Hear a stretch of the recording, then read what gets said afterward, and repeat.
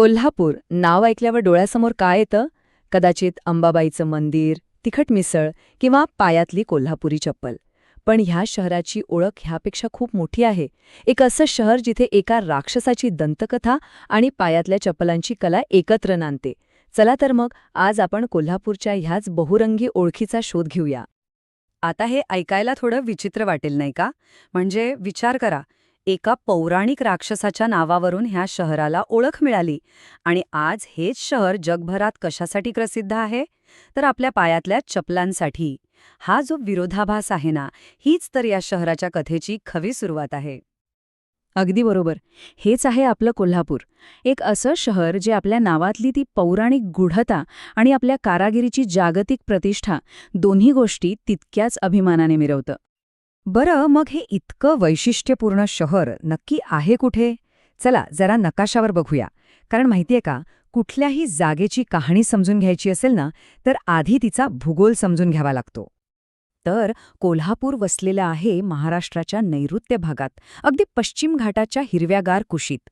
आणि याच्यामधून वाहते पंचगंगा नदी. याच खास भौगोलिक स्थानामुळे इथली जमीन एकदम सुपीक आहे, हवामानही छान. आणि हो, रस्ते, रेल्वे, हवाई मार्ग सगळ्या सोयी आहेत. त्यामुळे हे शहर फक्त निसर्गरम्य नाहीये, तर व्यापाराचं एक मोठं केंद्र म्हणूनही ओळखलं जातं. चला आता कोल्हापूरच्या वर्तमानातून थोडं मागे जाऊया, थेट त्याच्या गौरवशाली भूतकाळात. कारण म्हणतात ना, कोणत्याही शहराचा खरा आत्मा हा त्याच्या इतिहासातच दडलेला असतो. कोल्हापूरचा इतिहास खरंच थक्क करणार आहे. विचार करा, शिलाहार राजवंशाच्या काळात हे एक महत्त्वाचं ज्ञानाचं केंद्र होतं. त्यानंतर मराठा साम्राज्यात एका शक्तिशाली संस्थानाची राजधानी बनलं. आणि एवढ्यावरच थांबलं नाही, ब्रिटिश काळात तर संपूर्ण दख्खनच्या राजकारणाची सूत्र इथूनच हलत होती. हा सगळा प्रवासच सांगतो की या शहराचं राजकीय आणि सामरिक महत्त्व किती जबरदस्त होतं. आणि म्हणूनच याच गौरवशाली इतिहासामुळे आणि धार्मिक महत्त्वामुळे कोल्हापूरला एक खास ओळख मिळाली आहे, दक्षिणेची काशी. हे एकच नाव या शहराचं सांस्कृतिक आणि आध्यात्मिक महत्त्व सांगायला पुरेसं आहे. बरं, इतिहासाच्या पाऊलखुणा तर आपण पाहिल्या. आता जरा त्या गोष्टींबद्दल बोलूया ज्यांनी कोल्हापूरला जगभरात ओळख दिली. हो, बरोबर, इथली कला आणि इथली संस्कृती. आणि सगळ्यात आधी नाव येतं ते म्हणजे कोल्हापुरी चप्पल. ही काही साधी चप्पल नाहीये, ही पिढ्यानपिढ्या जपलेल्या कौशल्याची निशाणी आहे. स्थानिक कारागिरीचा उत्तम नमुना आहे. आणि हो, हिला भौगोलिक मानांकन म्हणजे जीआय टॅग सुद्धा मिळालेला आहे. म्हणजे ही कोल्हापूरच्या अस्मितेचा एक चालता बोलता पुरावा आहे असं म्हटलं तरी चालेल. आता फक्त चप्पलच नाही, चप्पलांप्रमाणेच इथल्या दागिन्यांनी स्वतःची एक वेगळी ओळख निर्माण केली आहे. नाव आहे कोल्हापुरी साज. हा खास महाराष्ट्रीयन दागिना त्याच्या गुंतागुंतीच्या नक्षीकामासाठी ओळखला जातो. खरं तर हे इथल्या सोनार कारागिरांच्या अद्भुत कलात्मकतेचं प्रतीकच आहे. इथल्या लोकांबद्दल बोलायचं झालं तर मुख्य भाषा तर मराठीच आहे, पण हिंदी आणि इंग्रजी सुद्धा अगदी सहजपणे बोलली जाते. आणि सण उत्सव, दिवाळी, गणेश चतुर्थी, नवरात्री, होळी सगळे सण एकदम धूमधडाक्यात साजरे होतात. या सणांमुळे इथल्या सामाजिक जीवनात एक वेगळंच चैतन्य असतं. ठीक आहे, तर आता संस्कृती आणि कलेबद्दल तर बोललो. आता वळूया शहराच्या आर्थिक प्रगतीकडे.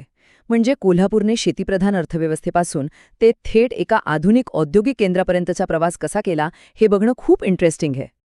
कोल्हापूरच्या विकासाचं जे खरं रहस्य आहे ना, ते याच बदलात दडलेलं आहे. त्यांनी काय केलं? आपला शेतीप्रधान वारसा नाकारला नाही, उलट त्यालाच पाया बनवून औद्योगिक प्रगती केली. म्हणजे बघा, एकेकाळी गुळाचा जिल्हा म्हणून ओळखला जाणारा हा प्रदेश आज वस्त्रोद्योग आणि फाउंड्री उद्योगात सुद्धा पुढे आहे. शेती आणि उद्योग यांचा हा जो बॅलन्स आहे ना, हेच कोल्हापूरच्या आर्थिक ताकदीचं खरं इंजिन आहे. तर मग इतिहास, कला, उद्योग या सगळ्यांचं मिश्रण असलेला कोल्हापूरचा अनुभव नेमका कसा असेल? चला, आपण आता या शहराच्या आत्म्याला स्पर्श करणाऱ्या काही खास ठिकाणांना एक व्हर्च्युअल भेट देऊया. कोल्हापूरला खऱ्या अर्थाने अनुभवायचं असेल तर या 3 गोष्टी अजिबात चुकवू नका. सगळ्यात आधी महालक्ष्मी मंदिरातलं ते पवित्र आणि शांत वातावरण. त्यानंतर निसर्गरम्य रंकाळा तलावाकाठचा तो शालिनी पॅलेसचा राजेशाही थाट.